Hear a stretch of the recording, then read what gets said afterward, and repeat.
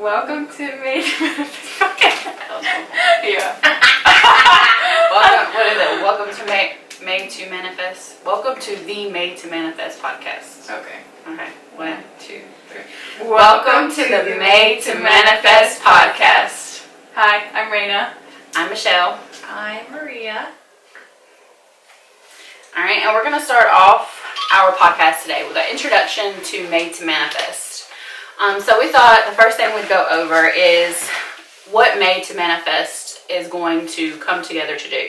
So Made to Manifest, we want it to come together to provide a safe and creative space for individuals to push the boundaries of their comfort zone and to tap into their better self so that they can be their most authentic selves and lead a life of passion, purpose, and confidence. Now, we also want to talk about the name. It took us a little while to come up with the name Made to Manifest. And each part of the name has a significant meaning to us. So, made, simple. Made, everyone is made with a purpose. We may not know the why behind it, but we're meant to be here. Everyone is supposed to be here on earth. You were made, you were born for a purpose. Then two. A lot of people ask us why two, why TWO and not TO or TOO. Now, the word two, you have two separate choices. You have two separate roads that you can lead in your life. Now, the choice is always yours. What is your choice? Now, two, you have the two roads. It signifies the different paths in life that you choose to take.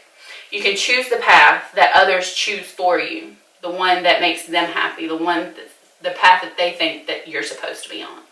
Or you can choose the path that you want, the places you want to go, the things that make you happy, not others happy. And then manifest. Manifesting starts with you believing that your dreams are possible. Manifesting starts with you feeling that, hey, I can do this. Hey, this is a possibility for me. Or, hey, this is going to happen.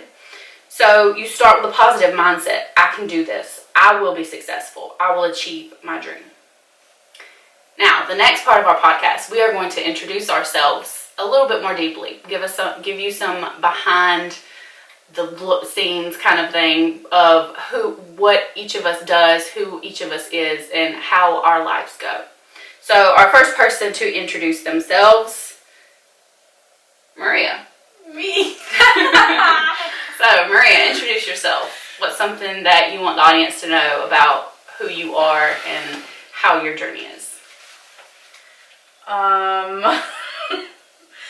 Hi, my name is Maria. I am a 25-year-old mom of one little boy. His name is Mateo, and he is 4 years old. A little bit about me. Let's see. Right now, currently, I am a medical data entry assistant for a lab, and so that's my profession at the moment. One of my big things I've always known inside of me is, or something that I've always had like a fire inside of me, is to be my own boss. So, and I think that just runs through me, Michelle, and Reina. And so that's something that we're going to go into, but probably later in another episode. But definitely one of my goals is to move from having a boss to being one of my own bosses. So that's a little bit about me. I am a really disciplined, I'm a big procrastinator, as my sisters here could agree. But I'm very motivated to have something more out of life. Thus far, I've had traumatic things in my past life, childhood, stuff like that, but we'll also go into that. A little bit of my journey is I have fallen down a couple times. I've found myself in really low moments of my life, but I feel like this year has been by far a year that I've really proved to myself that if you work hard, if you set your mind to something, if you stay focused, if you stay disciplined, anything is really possible. Whatever that you want to accomplish in your life, if it's changing your mindset, if it's you know, being on your own, if it's trying to learn to love yourself, all of it has to do with you wanting to make the change. So whenever we decide to, or whatever episode we decide to, I'm really going to talk a lot more into depth about things that I've done to help me cope with my journey, because it hasn't been easy, which I know for a lot of people it's not easy. But yeah, so I'm a mom, I'm a go-getter, I'm a hard person on myself, hard person on my child, hard person on the people around me, but it's all out of love because I want everybody to reach the full potential. Even though I have my days where I don't want to, I feel like those are the days that you really have to show up for yourself. But yeah, so off to Michelle, Reina. Okay, I'll go next. Hi, I'm Reina. I'm 22 years young, not old. I am a creative and an adventure seeker. I love to travel, learn, and experience new things. I love traveling, learning, experience. Oh, I just said that. That's what I get for reading my notes. Anyways, I got introduced to mental health at a young age. It became known to me around 5 when my parents had split. And after this events, most events had like a domino effect on me. So throughout my life, it led me to a point where I kind of developed depression and anxiety, and I also have middle child syndrome. If you don't know what that is, it's basically where you feel excluded from the family and just introverted and very closed person because you just feel like everyone matters but you don't. So I developed that at a young age as well. Due to the events, I was very family oriented. I didn't really trust anyone, so I did become introverted, and I didn't really have a lot of friends because I felt like either they were going to abandon me, which I do have daddy issues, so yeah, that's probably due to that. I became passionate about mental health really in a positive way when I was in college, where I got to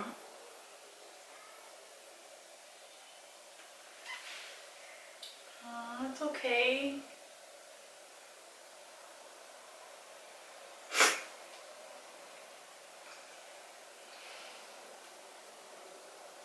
You're gonna make us cry. Sorry, I have to be really technical. It's hard. This is why mental health is important. Anyways. Okay.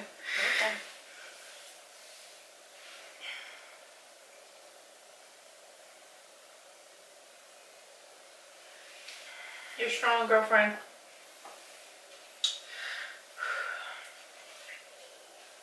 Okay, so I became passionate about mental health in college in a positive way because it opened my eyes to other individuals who has experienced things like myself or other mental health issues that I really wasn't aware of. So it kind of really opened my eyes that nobody really is alone. I mean, you can feel alone in the moment, but you have someone that you can talk to and someone else that can relate, that you really can't, it's like they put on a front, but once you get to know them and talk to them and kind of get down to what's behind the, I guess you could say, behind the pearly white gate, you could say there's something else different, or behind the mask that they put on every day, there's something different. Like, okay, behind closed doors they could be crying, but when they get up in the morning they could be the happiest person in the world to you. And when they go to class, you know, they can be the class clown, but behind closed doors something else is going on. So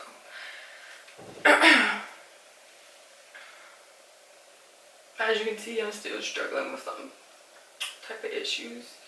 So yeah, that's me. Only gonna be the way you are. Okay. I am Francisca, most commonly known as Michelle. My whole family calls me Michelle. I am a 30-year-old first grade teacher, so that's my profession. I've been married to my husband for about 7 years now, but we've been together for 16, going on 17 years this July. So we've been together for a very long time. We've had a shorter marriage. I have 3 wonderful daughters. My oldest is 17, my middle child is 10, and then my youngest, she will be 5 here soon. But of course, she's the oldest mentality. She bosses all of us around. My mental health journey started at the age of 14 with depression. And I actually had to go get put into the hospital for that depression at that young of an age. It took me many, many years, and I still sometimes battle with depression, but my biggest battle right now is with anxiety. And I have high functioning anxiety, which means that, like Reina says, I put on the front that I have everything put together, that everything is organized, everything is as it should be. But the thing behind that is, if I don't have everything put together, then it puts me into a panic attack, or I can have high anxiety just from any little thing. For example, I had a piece that goes to my computer, and for the past couple of days I couldn't find it. And I had a panic attack the day before yesterday just because I couldn't find it. And it's not even that big of a deal for a lot of people. They would just say, oh, you just buy another piece. It's not that hard to do, or what's the big deal about that little piece? But for me, that one little piece threw everything out of whack, and I completely melted down. And my kids here recently, over the past 2 years, my anxiety has gotten worse as a result of COVID making my job a lot harder. So I've gotten to the point where I have had to seek medical attention because I needed medicine to help me. I'm more of a holistic person. I will do lavender scents, I will do calming creams, I will do breathing techniques. That was how I helped myself with it along a couple years before it got worse. But now it's gotten to the point where I can't deal with it on my own. So I've had to go to the doctor and ask for additional help. And my family, I've been very vocal about it because I feel like they need to know what's going on with me in order for our family to be happier, because I would just get set off on very small little things. And so I've talked to them about it. We've come together as a family to talk about it. My middle child, she suffers a lot from anxiety, and sometimes I feel like that's my fault because I feel like she's gotten it from me. So I help her with hers, and she helps me with mine, and we get through it as a family. The reason I have come to help with Made to Manifest and helped start the podcast was because I want to share my story, and I want to bring awareness to other people about the different journeys that you can go on. We're all 3 sisters, and each one of our journeys are very, very different. I'm the oldest of 6 children, and then we have another sister, and then Maria's the next oldest, and then Reina's the next, and then we have 2 siblings after that. So even though I'm oldest, I have the oldest, older sibling pressure, and then we have middle child pressure, and then it's just so many different stories, even in one family. So we just want to bring awareness to the mental health and about how all of the different journeys, even though they're different, we can still come together and talk about it. We can still help each other, push each other to be better, to find help. And that's one of our biggest goals here. So the goals for Made to Manifest is to have that safe space, to start the hard conversations. We want to share our personal stories and bring awareness to the mental health struggles of all different types of people. And we want to bring other people in, hopefully, that will help to share their stories and their battles. men and women alike, because like I said, me and my family, my husband is included in that.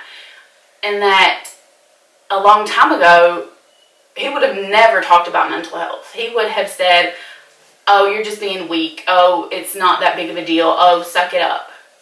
But he has come such a long way, and it's because I have spoken out. My children have spoken out. Even though my middle child is 10 years old, her social emotional awareness, because of what we've talked about, is beyond her age, beyond her years.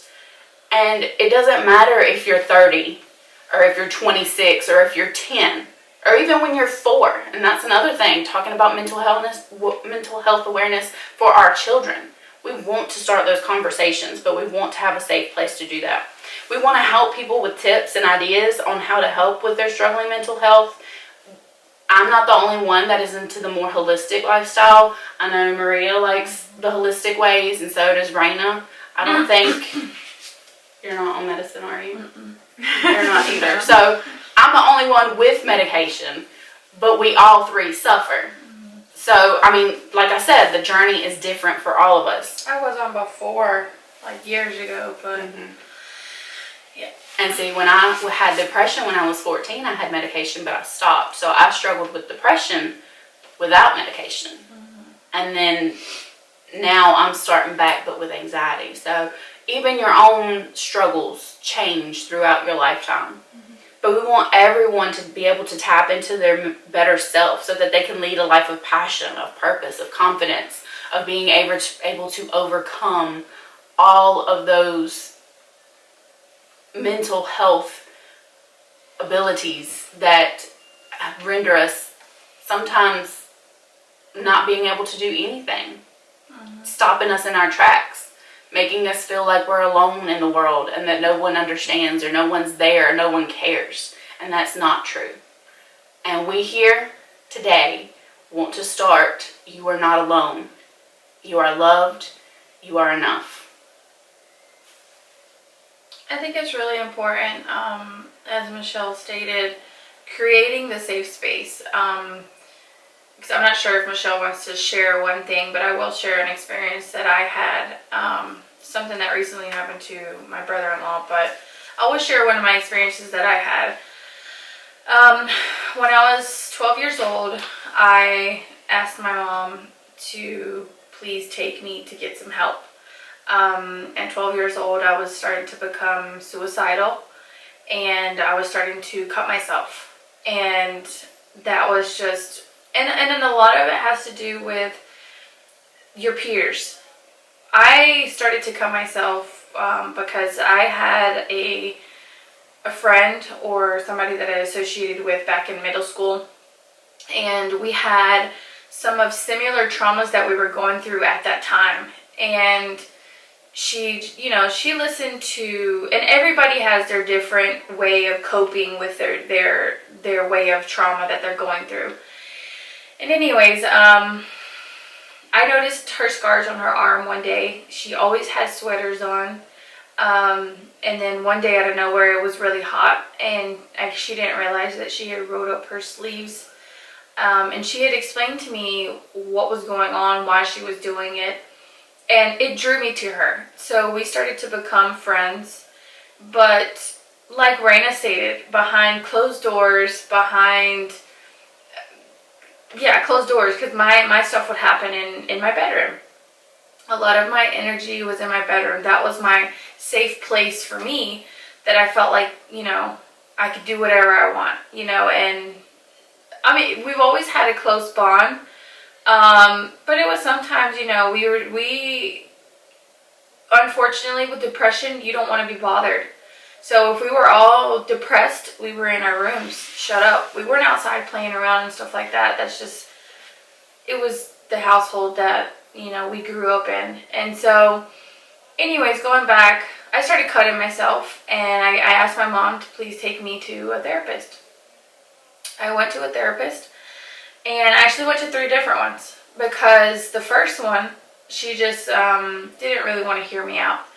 I was too young to have already been experiencing traumas. So she pretty much told me that she thought it was a joke and that I was just trying to get medication to probably zone out. And so I didn't feel safe with that person anymore. And so respectfully, I asked my mom to not take me back there. I no longer wanted to go there, and I wanted her to find me somebody else. The second person that she took me to, she told me that I was just plumb crazy.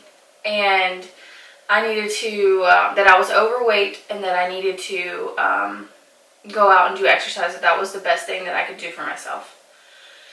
The third person that I went to, it was a male.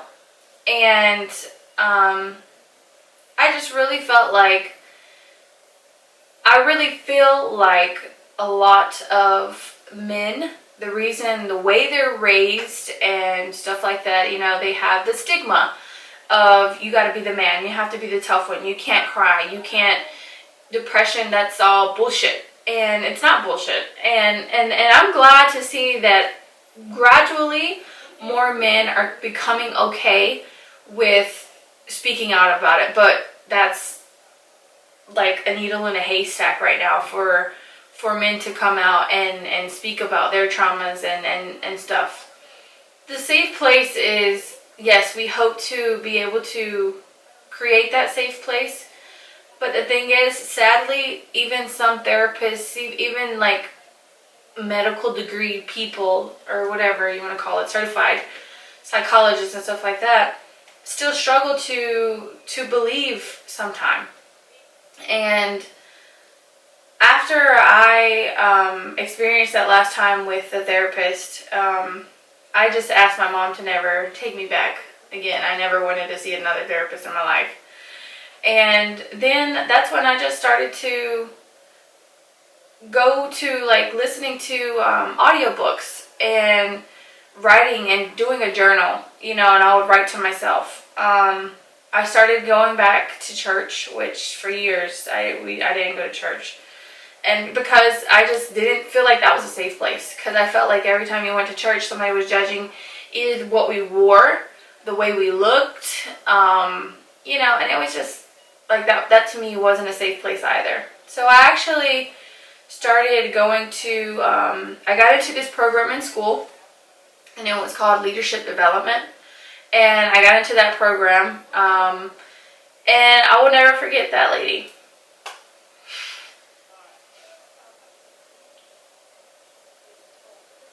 Miss Connie was her name, or is her name, and I just feel like she doesn't really realize the impact that she made on a lot of students. Like, there's actually 4 classmates that I am still in contact with till today, and she really made an impact on all of us. Like, a lot of things that we still do in our daily lives is thankful to her. And she is an African American woman, and she got a lot of heat even in school because she was real. She was really real, and she would, be like, don't judge a book by its cover. But every time you would go into her classroom, like every single day, she had something positive to say about you. If it was a high five, if it was you look nice today, or if it's, when we go in, we would talk about goals. And every time we would leave her classroom, she would be like, she would always say a quote. And it was like some of those days we really needed to hear that because, leaving school, going home, having to face our reality, whatever we were going through, at that time, it was hard. And to know that somebody really, looked after you or cared for you or took a second out of their day, apart from Connie was going through her things also. Like, she was going through a divorce. She was fighting through custody for one of her kids. Like, everybody has a story and everybody's going through something. So my biggest thing would be try to find a way to also cope with your trauma. We hope to be able to inspire you guys and teach you guys a little bit about what we're doing in coping with our traumas and our mental health, but in a safe way. Yeah. Do y'all have anything y'all want to add? Before I get emotional over here. It's okay, let it out. Well, thank you for sharing that story. Thanks. This isn't going to be an easy journey, Definitely not. There are going to be a lot of tears. but it's one that is going to hopefully help us and inspire you. And if it at least helps one person, you know, we're going in the right direction. Because, I mean, we all have killer smiles. When we want to show them. Yeah, but we all have a really dark story, sad story, emotional story, and something that I feel like, or, you know, I feel like I can speak for all of us, is that this is not a quick fix. It's a lot of time and effort, and you gotta really Want it. yeah. Like it's never going to be a quick fix. You know, mental health is something that you have to work on every single day. I'm 25 and my trauma started when I was 6 years old. And sadly, I don't really remember a lot before that.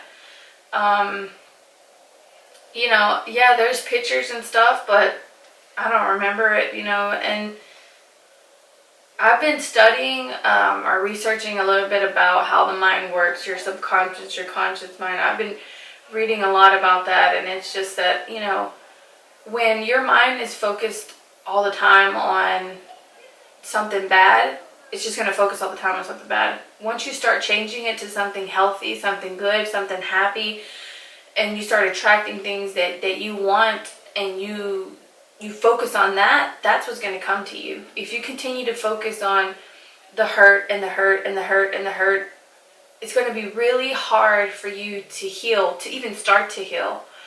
So it's a daily battle. It really is. And I really, really am happy the fact that the day that we've been talking about making Made to Manifest, like the thing, like the whole mental health niche, right? Is that how you say it? I was about to say niche.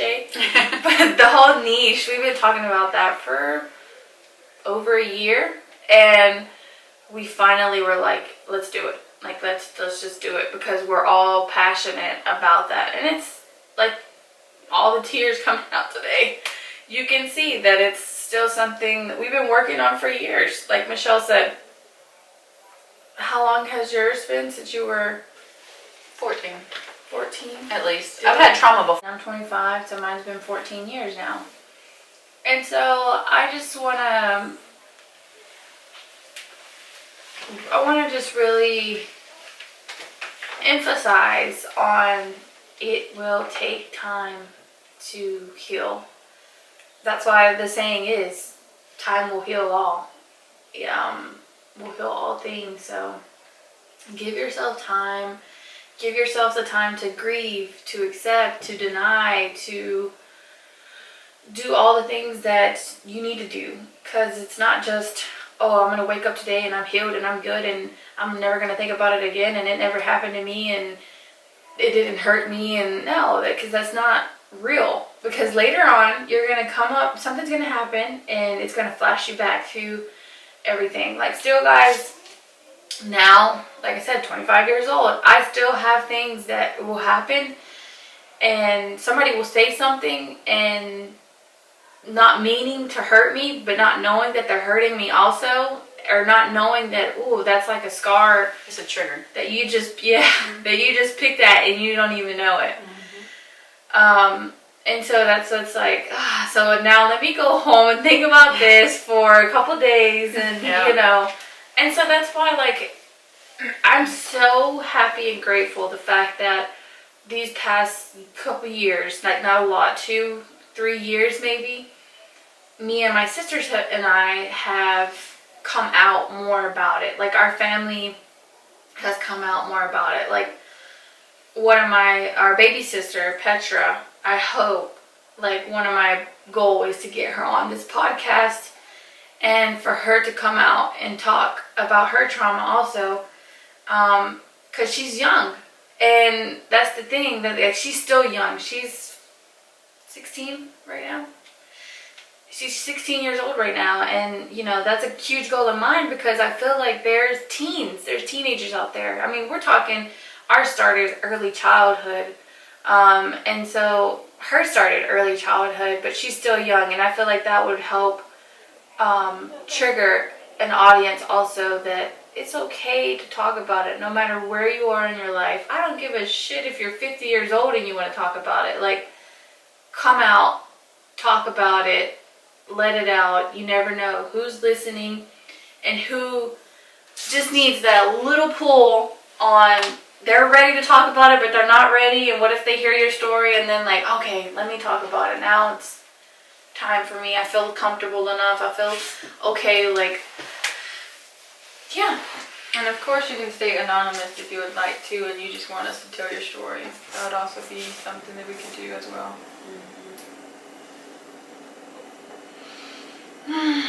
Alright, so thank you for listening to our first episode of Made to Manifest. We will be coming up later on with our next podcast. We'll dive deeper into each of our stories. So stay tuned. Bye, guys. Bye.